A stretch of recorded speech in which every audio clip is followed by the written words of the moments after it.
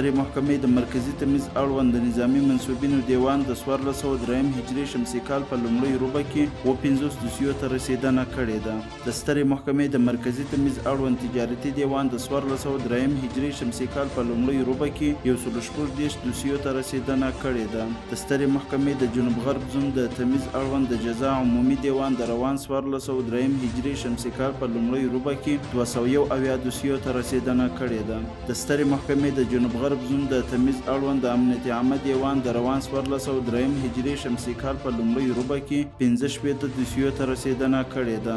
د سترې محکمې د جنوب غرب زون د تمیز اړوند مدني دیوان د روان 1403 هجري شمسي کال په لومړۍ روبه کې 140 دوسیو ته رسېدنه کړې ده. د سترې محکمې د جزا دیوان عمومي رئیس د قتل د سوء قضیو د حل او ولایتي ادارو د مسؤلینو ترمنځ د همغږۍ د تقویې په موخه میدان وردګ او بامیان ولایتونو ته سفر وکړ. د میدان وردګ ولایت محاکمو په یوه میاشت کې 159 دوسیو ته پر رسېدنه سربیره 353 وثیقې هم اجرا کړي دي. په کابل او میدان وردګ ولایتونو کې 6 تنو متهمینو ته تعزیري سزا ورکړل شوه. د سترې محکمې د استخدام او سوانحو ریاست لپاره نوی رئیس رسما معرفي شو. د خوست ولایت محاکمو په یوه میاشت کې 414 دوسیو ته پر رسېدنه سربیره 222 وثیقې هم اجرا کړي دي.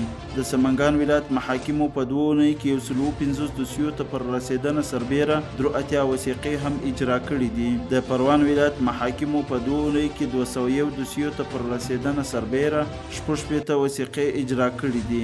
د جوزجان ولایت محاکمو په 2 اونیو کې 206 دوسیو ته پر رسېدنه سربیره 261 وثیقې هم اجرا کړي دي. د غور ولایت محاکمو په 2 اونیو کې 214 دوسیو ته پر رسېدنه سربیره 178 وثیقې هم اجرا کړي دي. د بغلان ولایت مرافع محکمې په انګړ کې د 4,80,000 افغانیو په لګښت مسجد جوړ او ګټه اخیستنې ته وسپارل شو. د بغلان ولایت محاکمو په یوه میاشت کې 210 دوسیو ته پر رسېدنه سربیره 623 وثیقې هم اجرا کړي دي.